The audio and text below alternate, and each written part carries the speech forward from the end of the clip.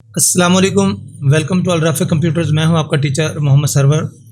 इन page के अंदर आपने देखा होगा कि बहुत ही लिमिटेड से कलर्स होते हैं, जैसा कि आप यहां से देख सकते हैं। ये मैं आपको जूम करके दिखा दूं। यहां पे देखिएगा, ये वाइट कलर है, ब्लैक है, grey colour, yellow, green, red, सियान वगैरह और मेजेंडा कलर है। ये लिमिटेड से कुछ कलर्स हैं। अगर आप चाहते हैं कि इनसे हटकर कोई आप अपनी मर्ज़ी का कोई कलर तैयार करें, तो उसके लिए आपने क्या करना है, आपने फॉर्मेट मेन्यू में जाना है और यहाँ आप देखें नीचे आपको एक ऑप्शन नज़र आ रही है डिफ़ाइन कलर्स। यहाँ पे आपने क्लिक करना है तो एक छोटा सा डायलॉग बॉक्स आपके सामने खुलेगा। बहुत ही आसान और सिंपल है, तो इसको आप देख सकते हैं। यहाँ पर कुछ चीज़ें आपको नज़र आ रही हैं। एक तो वो कलर्स नज़र आ रहे हैं जो आपके इन पेज के अंदर ऑलरेडी मौजूद हैं। यहाँ से आप चेक कर सकते हैं, तमाम रंग आपको नज़र आ रहे हैं। ठीक है, पहला काम तो आप ये कर सकते हैं कि इनमें से अगर किसी कलर को आपने मॉडिफाई करना है, उसका कलर का टोन, टेम्परेचर या उस जो भी आप चाहें इसके अंदर चेंजेस ला सकते हैं। ठीक है, उसके लिए आपने क्या करना है कि यहाँ से जिस रंग को भी आप चेंज करना चाह रहे हैं, फ़र्ज़ किया मैं इस रेड को ले लेता हूँ, कलर को सिलेक्ट करना है और यहाँ नीचे मॉडिफाई के ऑप्शन मौजूद है। जैसे आप मॉडिफाई पे क्लिक करते हैं तो ये बॉक्स आपके सामने खुल के आ जाता है। अब यहाँ से आप अपनी मर्ज़ी का, यहाँ पर देखें, यहाँ रेड से लेके और ये दूसरी साइड पर ये रेड तक, ये तमाम कलर्स की रेंज है।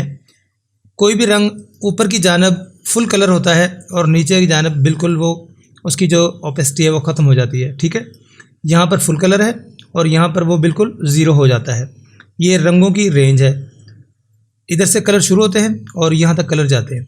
सबसे पहले तो आपने कलर को चूज़ करना है। ठीक है, जो रंग भी आपको चाहिए। फ़र्ज़ किया मुझे ये कलर रेड ही चाहिए था, लेकिन मैं चाहता हूँ कि इसको थोड़ा डार्क करूँ। रेड था, अभी रेड ही है, मैं इसको डार्क करना चाहता हूँ। ये देखें यहाँ पर स्लाइड नज़र आ रहा है। इसको अगर आप नीचे की जानब करेंगे तो कलर डार्क हो जाएगा। यहाँ नीचे प्रीव्यू में देख सकते हैं आप, जैसे जैसे नीचे जाएंगे डार्क और इवन ब्लैक भी हो जाएगा। जितना आपने करना है कर लें। और अगर आप किसी भी कलर को आपने लाइट करना है तो आप यहाँ ऊपर की तरफ चलते जाएँ तो ये सफ़ेद की तरफ जाएगा, वाइट हो जाएगा। आप अपनी मर्ज़ी से जितना चाहें। ये देखें, ये डार्क कलर हो चुका है। इस तरीके से आप इसको सेट करके ओके करेंगे। जैसे आप ओके करेंगे तो यहाँ पर देखिएगा, ये आपका कलर जो है ना वो चेंज हो चुका है। रेड के बजाय एक और रंगत इसने इख्तियार कर लिया है, जो कि मैरून कलर की टाइप है। ठीक है, अगर आपने अब नया रंग लेना है तो उसके लिए क्या करना है कि यहाँ न्यू के ऊपर आपने क्लिक करना है, न्यू, और यहाँ न्यू यहाँ पूछ रहा है कि उस कलर का आपने नाम क्या रखना है। तो मैं लिख देता हूँ डार्क ब्लू। कोई भी रंग आप उसका कोई भी नाम रख सकते हैं। ओके करें।